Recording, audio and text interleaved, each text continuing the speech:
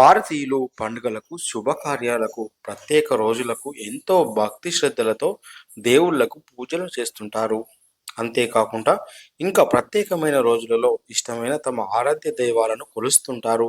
ముఖ్యంగా వారాల్లో ఉపవాసం వంటివి చేస్తూ ఆ రోజున ప్రత్యేక పూజలు నిర్వహిస్తుంటారు.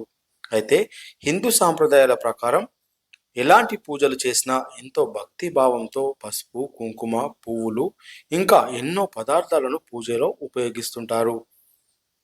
పూజ అనంతరం పూజలో ఉపయోగించిన వస్తువులను ఎక్కడ పడితే అక్కడ పడేయడం వల్ల అశుభాలు కలుగుతాయని ఎన్ పూజారి తెలిపాడు. ఎంతో భక్తి శ్రద్ధలతో పూజలు నిర్వహిస్తాము. అంతే భక్తి శ్రద్ధలతో ఉపయోగించిన సామాగ్రిని పడేయాలని అంటున్నారు ఆలయ పూజారి రుద్రభట్ల శ్రీకాంత్. పూజకు ఉపయోగించిన సామాగ్రి పడేయాలి అనే పూర్తి వివరాలు ఇప్పుడు చూద్దాం. ముందు పూజ సామాగ్రి ఎంత పూజ చేస్తామో పూజ అనంతరం కూడా అంతే ప్రాముఖ్యత ఇవ్వాలి అని పూజారి తెలిపాడు. పూజ చేసిన అనంతరం పూజకు సంబంధించిన పదార్థాలన్నీ ఎక్కడ పడితే అక్కడ పడివేయకుండా చూసుకోవాలి. అలా పడేయడం వల్ల పాప ఫలితాలు కలుగుతాయని పూజారి తెలిపాడు. దినచర్యలో భాగంగా పూజ నిర్వహించేవారు పూజ అనంతరం ఆ వ్యర్థాలను లేదా ఇంట్లో ఇతర చెత్తతో కలిపి పడేస్తుంటారు. నిజానికి ఇది చాలా పాపం అని చెబుతున్నారు.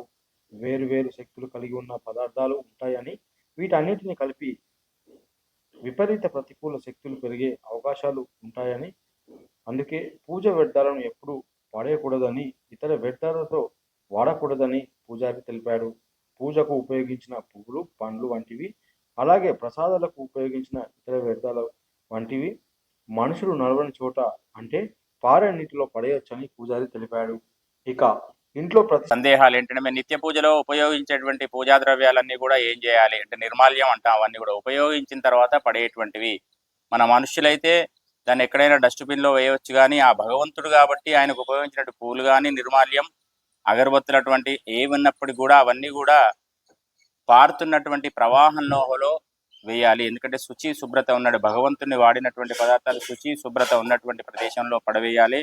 ఒకవేళ ఫోటోలు మాత్రం ఫ్రేమ్ ఏదైనా బ్రేక్ అయినప్పుడు ఆ వుడ్ కానీ ఆ గ్లాస్ కానీ మాత్రం అట్లాంటివి నీళ్ళల్లో వదిలిపెట్టకుండా ఏదో చక్కటి దూరం ఎవరు మనుషులు తిరగనటువంటి ప్రాంతంలో అవి పడవేయాలి. ఆ ఫోటో లోపల ఉన్నటువంటి పేపర్ కూడా పారుతున్న ప్రవాహంలో వేయవచ్చును, కానీ చాదస్తంతో ఆ వుడ్ వేయడం గ్లాసు వేయడం కూడా పనికిరాదు.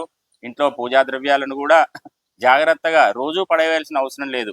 10 రోజులకో 15 రోజులకో ఒక కవర్ లోపల పెట్టుకొని ఆ నిర్మాల్యాన్ని మాత్రం ఎవరు తొక్కని చోట్లో పాడేయాలి. లేకపోతే దోషం, ఆ భగవంతుని పెట్టినటువంటివి మనం దోషంగా ఉంటుంది కాబట్టి ఆ పదార్థాలు కూడా నైవేద్యం పెట్టిన తర్వాత మనం తినవలను వాటిని.